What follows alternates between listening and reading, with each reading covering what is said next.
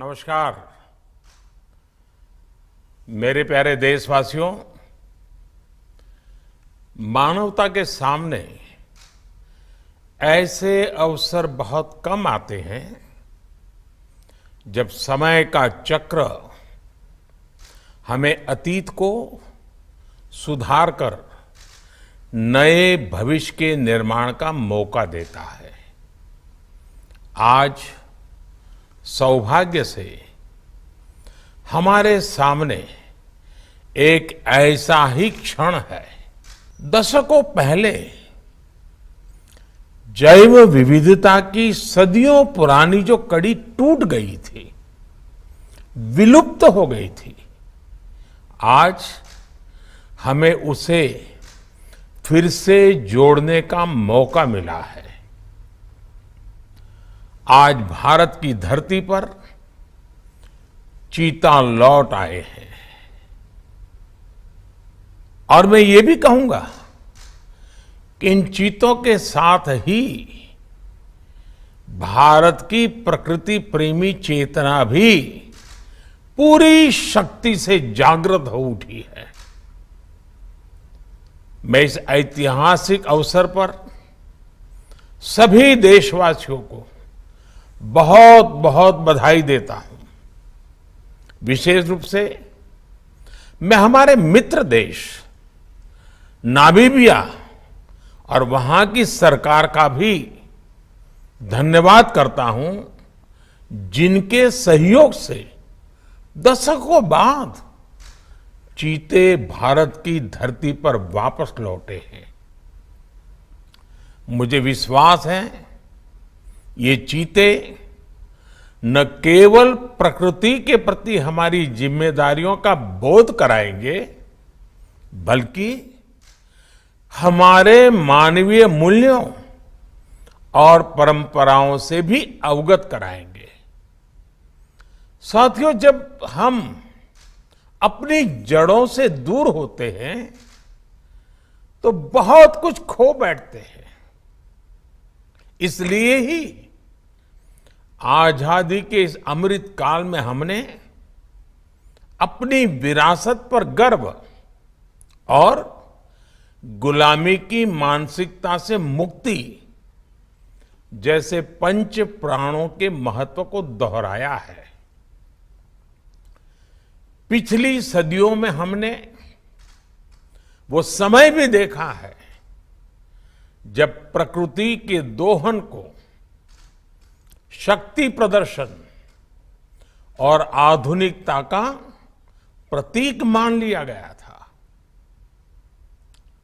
1947 में जब देश में केवल आखिरी 3 चीते बचे थे तो उनका भी साल के जंगलों में निष्ठुरता और गैर जिम्मेदारी से शिकार कर लिया गया।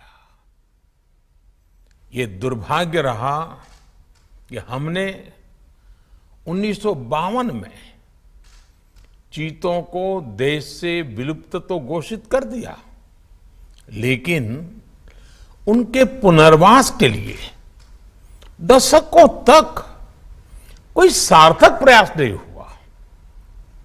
आज आजादी के अमृत काल में अब देश नई ऊर्जा के साथ चीतों के पुनर्वास के लिए जुट गया है। अमृत में तो वो सामर्थ्य होता है जो मृत को भी पुनर्जीवित कर देता है। मुझे खुशी है कि आजादी के अमृत काल में कर्तव्य और विश्वास का ये अमृत हमारी विरासत को, हमारी धरोहरों को और अब चीतों को भी भारत की धरती पर पुनर्जीवित कर रहा है। इसके पीछे हमारी वर्षों की मेहनत है। एक ऐसा कार्य राजनीतिक दृष्टि से जिसे कोई महत्व नहीं देता, उसके पीछे भी हमने भरपूर ऊर्जा लगाई। इसके पीछे एक विस्तृत चीता एक्शन प्लान तैयार किया गया। हमारे वैज्ञानिकों ने लंबी रिसर्च की, साउथ अफ्रीकन और नामीबियाई एक्सपर्ट के साथ मिलकर काम किया। हमारी टीम्स वहां गई, वहां के एक्सपर्ट भी भारत आए। पूरे देश में चीतों के लिए सबसे उपयुक्त क्षेत्र के लिए वैज्ञानिक सर्वे किए गए और तब कूनो नेशनल पार्क को इस शुभ शुरुआत के लिए चुना गया। और आज हमारी वो मेहनत परिणाम के रूप में हमारे सामने है। साथियों, ये बात सही है कि जब प्रकृति और पर्यावरण का संरक्षण होता है तो हमारा भविष्य भी सुरक्षित होता है, विकास और समृद्धि के रास्ते भी खुलते हैं। कूनो नेशनल पार्क में जब चीता फिर से दौड़ेंगे तो यहां का ग्रासलैंड इकोसिस्टम फिर से रिस्टोर होगा, बायोडायवर्सिटी और बढ़ेगी। आने वाले दिनों में यहां इको टूरिज्म भी बढ़ेगा, यहां विकास की नई संभावनाएं जन्म लेगी, रोजगार के अवसर बढ़ेंगे। लेकिन साथियों, मैं आज आपसे सभी देशवासियों से एक आग्रह भी करना चाहता हूं। कूनो नेशनल पार्क में छोड़े गए चीतों को देखने के लिए देशवासियों को कुछ महीने का धैर्य दिखाना होगा, इंतजार करना होगा, सहयोग करना होगा। आज ये चीते मेहमान बनकर आए हैं, इस क्षेत्र से अनजान है। कूनो नेशनल पार्क को ये चीते अपना घर बना पाए, इसके लिए हमें इन चीतों को भी कुछ महीने का समय देना होगा। अंतर्राष्ट्रीय गाइडलाइंस पर चलते हुए भारत इन चीतों को बसाने की पूरी कोशिश कर रहा है। हमें अपने प्रयासों को विफल नहीं होने देना है। साथियों, दुनिया आज जब प्रकृति और पर्यावरण की ओर देखती है तो सस्टेनेबल डेवलपमेंट की बात करती है, लेकिन प्रकृति और पर्यावरण, पशु और पक्षी भारत के लिए एक केवल सस्टेनेबिलिटी और सिक्योरिटी के विषय ही सिर्फ है, ऐसा नहीं है। हमारे लिए ये हमारी सेंसिबिलिटी और स्पिरिचुअलिटी का भी आधार है। हम वो लोग हैं जिनका सांस्कृतिक अस्तित्व सर्वम खल्विदम ब्रह्म इस मंत्र पर टिका हुआ है। अर्थात संसार में पशु, पक्षी, पेड़, पौधे, जड़, चेतन जो कुछ भी है वो ईश्वर का ही स्वरूप है, हमारा अपना ही विस्तार है। हम वो लोग हैं जो कहते हैं परम परोपकारार्थम यो जीवति सह जीवति, अर्थात खुद के फायदे को ध्यान में रख करके जीना वास्तविक जीवन नहीं है। वास्तविक जीवन वो जीता है जो परोपकार के लिए जीता है।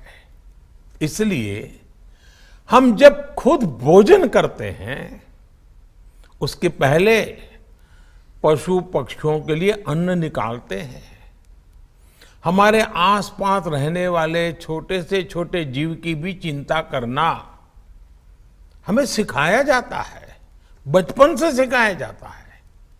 हमारे संस्कार ऐसे हैं कि कहीं अकारण किसी जीव का जीवन चला जाए तो हम अपराध बोध से भर जाते हैं।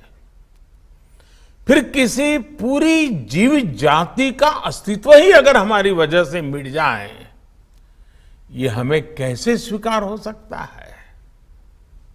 आप सोचिए, हमारे यहां कितने ही बच्चों को ये पता तक नहीं होता है कि जिस चीता के बारे में सुनकर वो बड़े हो रहे हैं, वो उनके देश से पिछली शताब्दी में ही लुप्त हो चुके हैं।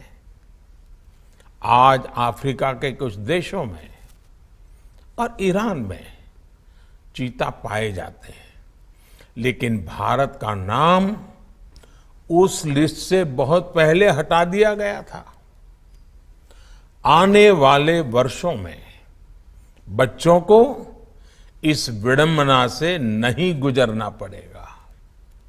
मुझे विश्वास है वो चीता को अपने ही देश में कूनो नेशनल पार्क में दौड़ता देख पाएंगे।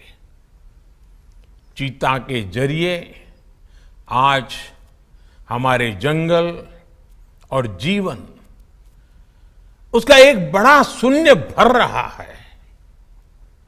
साथियों, आज 21वीं सदी का भारत पूरी दुनिया को संदेश दे रहा है कि इकोनॉमी और इकोलॉजी कोई विरोधाभासी क्षेत्र नहीं है। पर्यावरण की रक्षा के साथ ही देश की प्रगति भी हो सकती है। ये भारत ने दुनिया को करके दिखाया है। आज एक और हम विश्व की तेजी से बढ़ती अर्थव्यवस्था में शामिल है, तो साथ ही देश के वन क्षेत्रों का विस्तार भी तेजी से हो रहा है। साथियों, 2014 में हमारी सरकार बनने के बाद से देश में करीब करीब 250 नए संरक्षित क्षेत्र जोड़े गए हैं। हमारे यहां एशियाई शेरों की संख्या में भी बड़ा इजाफा हुआ है। आज गुजरात देश में एशियाई शेरों का बड़ा क्षेत्र बनकर उभरा है। इसके पीछे दशकों की मेहनत, रिसर्च बेस्ड पॉलिसीज और जन भागीदारी की बड़ी भूमिका है। मुझे याद है, हमने गुजरात में एक संकल्प लिया था, हम जंगली जीवों के लिए सम्मान बढ़ाएंगे और संघर्ष घटाएंगे। आज उस सोच का प्रभाव परिणाम के रूप में हमारे सामने है। देश में भी टाइगर्स की संख्या को दोगुना करने का जो लक्ष्य तय किया गया था, हमने उसे समय से पहले हासिल किया है। असम में एक समय एक सींग वाले गैंडों का अस्तित्व खतरे में पड़ने लगा था, लेकिन आज उनकी भी संख्या में वृद्धि हुई है। हाथियों की संख्या भी पिछले वर्षों में बढ़कर 30,000 से ज्यादा हो गई है। भाई और बहनों, देश में प्रकृति और पर्यावरण के दृष्टिकोण से जो एक और बड़ा काम हुआ है, वो है वेटलैंड का विस्तार। भारत ही नहीं, पूरी दुनिया में करोड़ों लोगों का जीवन और उनकी जरूरतें वेटलैंड इकोलॉजी पर निर्भर करती हैं। आज देश में 75 वेटलैंड्स को रामसर साइट्स के रूप में घोषित किया गया है, जिनमें 26 साइट्स पिछले 4 वर्षों में ही जोड़ी गई हैं। देश के इन प्रयासों का प्रभाव आने वाली सदियों तक दिखेगा और प्रगति के नए पथ प्रशस्त करेगा। साथियों, आज हमें वैश्विक समस्याओं को, समाधानों को और यहां तक कि अपने जीवन को भी होलिस्टिक वे में देखने की जरूरत है। इसलिए आज भारत ने विश्व के लिए लाइफ, LIFE, लाइफ यानी लाइफस्टाइल फॉर द एनवायरमेंट जैसा जीवन मंत्र दिया है। आज इंटरनेशनल सोलर अलायंस जैसे प्रयासों के द्वारा भारत दुनिया को एक मंच दे रहा है, एक दृष्टि दे रहा है। इन प्रयासों की सफलता दुनिया की दिशा और भविष्य तय करेगी। इसलिए आज समय है कि हम ग्लोबल चुनौतियों को दुनिया की नहीं, अपनी व्यक्तिगत चुनौती भी माने। हमारे जीवन में एक छोटा सा बदलाव पूरी पृथ्वी के भविष्य के लिए एक आधार बन सकता है। मुझे विश्वास है भारत के प्रयास और परंपराएं इस दिशा में पूरी मानवता का पथ प्रदर्शन करेगी, बेहतर विश्व के सपने को ताकत देगी। इसी विश्वास के साथ आप सभी को इस मूल्यवान समय पर, ऐतिहासिक समय पर बहुत बहुत धन्यवाद देता हूं, बहुत बहुत बधाई देता हूं।